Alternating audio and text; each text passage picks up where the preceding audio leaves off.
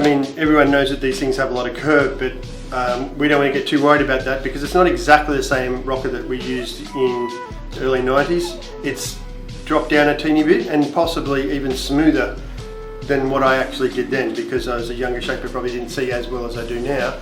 And so I think this is a slightly more user-friendly design. And I'm only saying slightly because it's still a very, very high performance board. It gives a response that not many other boards will give you, but it's not freaky, it's not unrideable. Otherwise, other guys that I've given these boards to, and other guys at Firewire that have ridden them, who are competent or good or very good, but there's a full range of guys that are liking these things.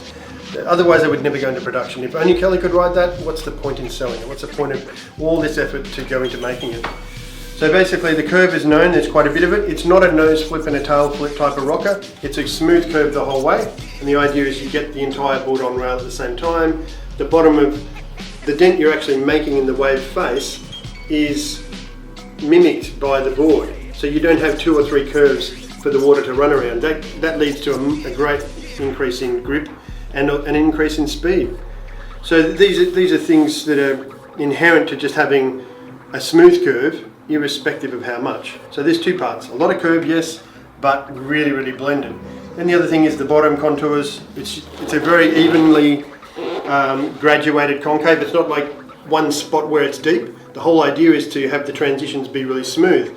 So if the rock is really smooth and there's no point at which you've got to be at, then the sweet spot is really broad as well. Do the same with the concave. Have the concave depth greatest just about at halfway, graduated off to the nose and tail very, very evenly. So there's no hot spot that you've got to be on. So oddly enough, or paradoxically, something that's meant to be very high performance is hugely forgiving. So when guys do get these turns and come up, in a part of the wave they've never done before and then drop vertically down, they've made a turn that they've never made before because it's actually user friendly and it's forgiving.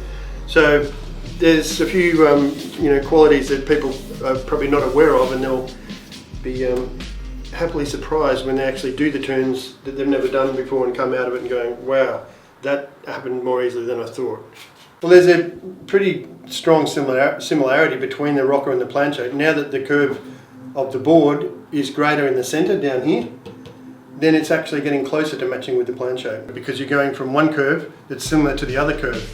And so the transition, which is all that surfing is about, going from flat to rail and back to flat again, is in hand. And as for this rounded, square, squash, round, whatever people call them these days, I actually did the design with the rounded pin, and so it was actually curved the whole way. And it was Kelly's idea to give it a little bit more width and a little bit more squareness, possibly to offset for the fact that he wanted to have the quad fins in there, and a rounded pin with the quad is getting a bit fin dominant. And so I liked the idea. It gave that little bit of flair as well, so that you could come off the top and have that little bit of extra area so that you're not just burying it in. So on one hand it's good to be able to bury it in, but if you're doing a lighter, snappier kind of, flaring out the fins kind of turn, then you do need a tiny bit more. So I went with his ideas on that. And in fact, look, a lot of stuff has been a true collaboration, not just like that in inverted commas kind of thing, like sales speak. In fact, the board that we have in front of us was modified a tiny bit by Kelly himself, where he said, Greg, is it cool if I change the rail just a little bit?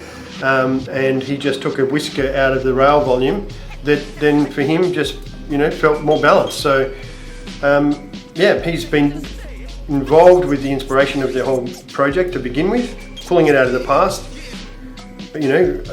happily, collaborating with Firewire to get this thing to the product that it is, but also, properly involved with the actual design of the board. It's not just his name being put on a board at all. The guy's into it. We had probably 100 plus emails where we talked about aspects of what it's doing in the face of the wave, like really honest questioning for him, saying, wow, this is feeling mad, but why? What on earth's going on here? So look, I've loved every single minute of it, and I'm just glad to see these things now, out there, ready to be surfed and to see what people think.